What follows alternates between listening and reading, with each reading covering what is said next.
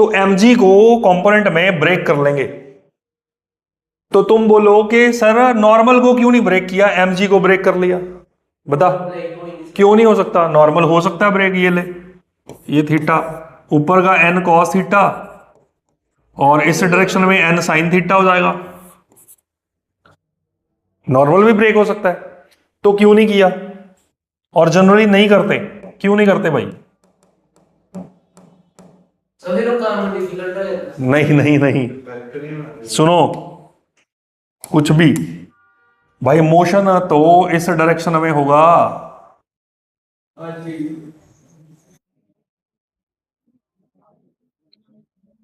है ना। जब पिछले क्वेश्चन में मोशन एक्स एक्सिस में हो रहा था तो वाई एक्सिस को नेग्लेक्ट कर देते थे, छोड़ देते थे, क्योंकि आपस में परपेंडिकुलर है ना। बोलो यार, तो परपेंडिकुलर है तो does not depend upon each other.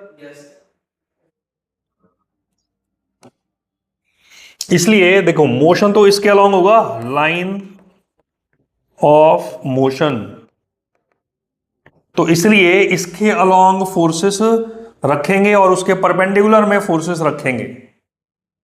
इसलिए mg को इस डायरेक्शन में और उसके परपेंडिकुलर में ब्रेक किया। नॉर्मल पहले ही उसके परपेंडिकुलर है तो उसको ब्रेक करने की जरूरत नहीं है, वो पहले ही परपेंडिकुलर है। अलोंग द मोशन और perpendicular to the motion break करना होता है। देखो फिर से देखो, इस फोर्स को अलोंग द मोशन ब्रेक किया और perpendicular to the motion break किया, किया कि नहीं किया? तो हमें ब्रेक करना है किसको? कोई भी फोर्स है उसको अलोंग द मोशन और परपेंडिकुलर टू द मोशन, है ना, ब्रेक करना है। एक वेक्टर है उसको दो कंपोनेंट में ब्रेक करना है, along the line of motion, perpendicular to the line of motion. इसलिए हमने इसको mg को ब्रेक कर दिया along the motion, perpendicular to the motion, और नॉर्मल पहले ही परपेंडिकुलर टू द मोशन है।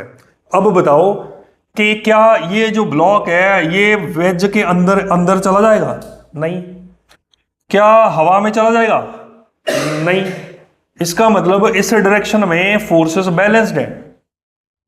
जैसे कि यहां थी वर्टिकल डायरेक्शन में 50 और n2, ना हमने n2 की बात की ना हमने 50 की बात की, क्योंकि वर्टिकल डायरेक्शन में बैलेंस था। ठीक है, तो ऐसे ही यहां पे